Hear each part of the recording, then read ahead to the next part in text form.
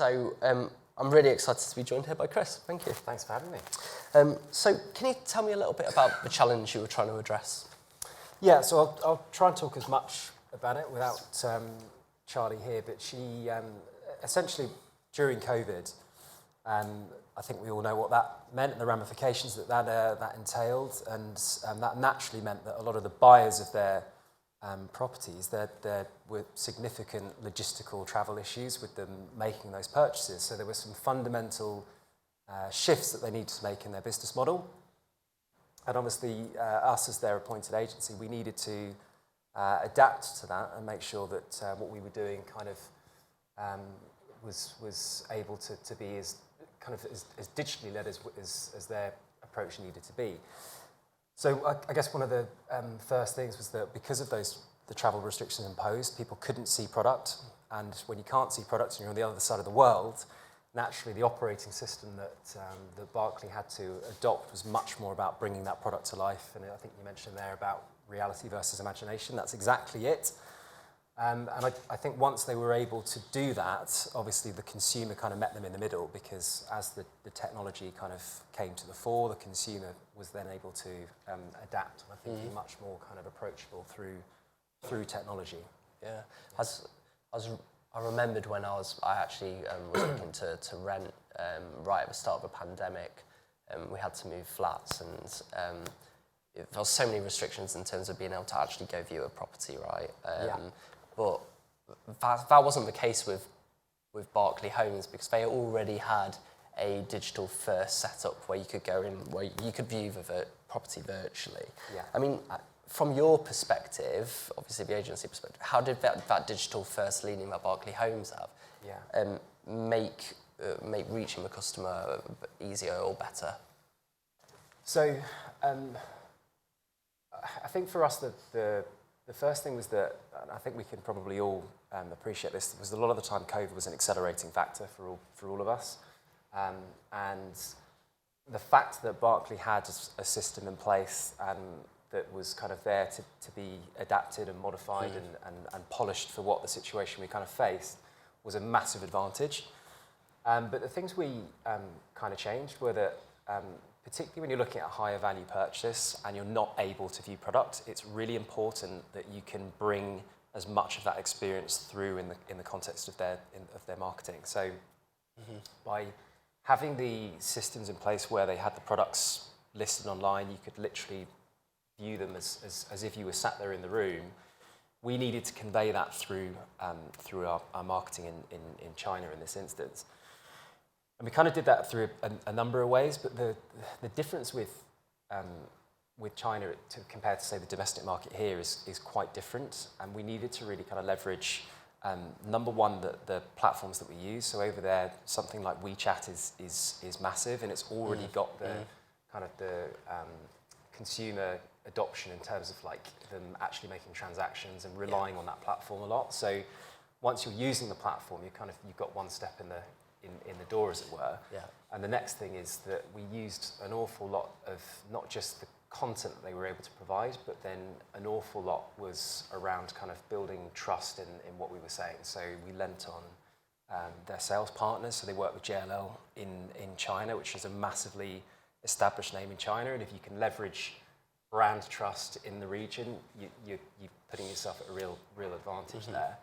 And then, like, obviously, once you can drive that trust and you can drive the engagement, you can bring the experience to them.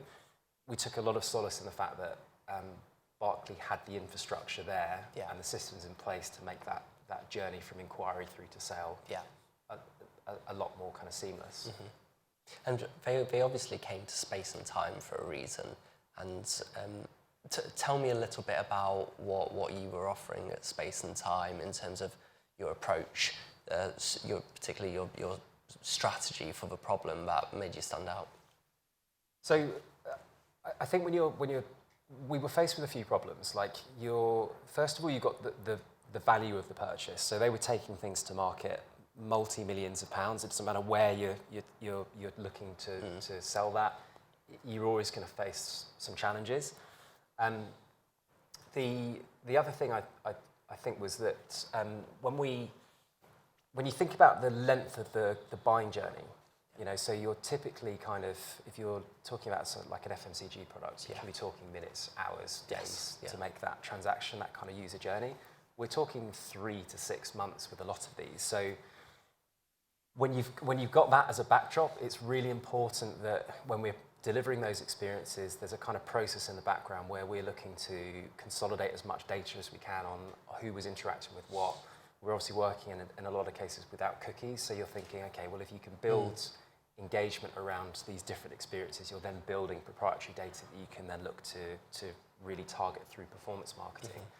So the real, I guess, point of difference in answer to your question was that I think it's the appreciation of the length of that journey, and the fact that you've got the scale of and the amount of digital touch points that you need to actually interact with to ensure that you maintain that level of trust and engagement and belief in the product or brand before actually they come to put pen to paper on it, is the really critical part, and I think where we really try to add value, and I think it's sort of set a bit of a blueprint for the future in how they look to run these campaigns, and it's opened lots of doors in terms of that market being a really primary audience for them moving forwards. And what is it about Chinese buyers that is perhaps unique compared to the market we're used to? For example, we talk a lot about how much more advanced their economy is with social commerce, for example. There's a lot more money going into purchasing through Instagram than there is necessarily through consumers in the UK. So tell me a little bit about how your strategy changed for Chinese-specific consumers. Well, in fairness, it didn't necessarily need to change as such. I think the thing that we were really acutely aware of with China, and particularly when you're looking at an Asian audience, is that when you think about the digital landscape, it's kind of all heading in the same direction. There is a destination there somewhere, but no one knows what that is. So, but one thing that I think we do know is that we're all moving on that same journey. What I think is that China is slightly further ahead in that respect. When you break it down really simply, as the population grows, you get more users online. And as you get more users online, the environment online becomes more cluttered. And as things become more cluttered online, the onus on a brand or an advertiser to make content engaging and cut through that becomes even more important. So when you think that China is that much further down the line, it has that many more users, it's that much more cluttered, that's your challenge. So you have to, the real thing for us was we try and build engagement with audiences in the UK, obviously, but performance is a really big aspect over here. It's less so over there in a kind of weird way because you really lean with experience, engagement, and once you can build experience and engagement, you then have data which you can then drive performance from. And that's where I think it doesn't necessarily need to be different because I think it all works on the same scale. It's just that I think those audiences were that much further ahead. The kind of exciting thing for where we're sat here is that we'll be there at some point. The way in which we need to act as advertisers to Western audiences will adapt because what you can guarantee is that a lot of the time we're just following the consumer. So the consumer adoption over there in terms of the platforms they use, how they transact, how they purchase, what they're willing to purchase online is that much further ahead, but we're getting there. And as I say, I think COVID has just accelerated that. And how does that actually translate into the numbers on a media plan? Or, what's the main channels you're using? Well, ultimately, I think that comes down to what KPIs that we're looking at. But for us, the primary objective initially was that if you can drive enough credibility in the brand and what we're doing, and you can deliver the right experience, you can deliver the right products and create that reality out of the imagination, then ultimately the performance will run off the back of that because that's the way that audience works. And as I was saying before, the more you do that, the more proprietary data you're getting and learning as to what's engaging them, and if that's what's engaging them, that needs to influence your marketing. So in terms of the way that it influenced budgets, it's massively fluid in how we do that because ultimately there's a formula and there will be different things that require kind of more of a focus or more of a budget, but ultimately we're working to that that KPI at the end of the day. And so what would you say, if you had to name one thing, what would be the biggest, the most important thing that you learned through the campaign? The most important thing I learnt in the campaign, I think for me, it's the reliance on there being context around the brands and the products and endorsement of the brand and the products, because it's happening over here, as I've said, but it's accelerating really quickly. Over there, like, it's a huge part of it. So that's why with things like WeChat, it's massively reliant on key opinion leaders and influencers to endorse a brand or a product. If they don't endorse a brand or a product, they're not really interested. And I think the thing that I really took from it is that I do genuinely think there's a journey and there's a destination here for all of us as digital marketeers.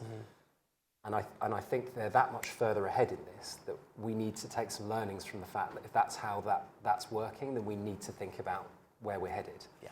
Because it's inevitable there'll be learnings that we can apply. And to be honest with you, we are doing that. You know, these kind of campaigns, there's an awful lot that we've learned. And I think if Charlie were here, she'd be saying the same thing about what they did in their business. A lot of the things we did right at the start of COVID has kind of set the tone for the way the business operates in the future. Brilliant. Well, thanks very much, Chris Jones, everybody. No worries. Thank you.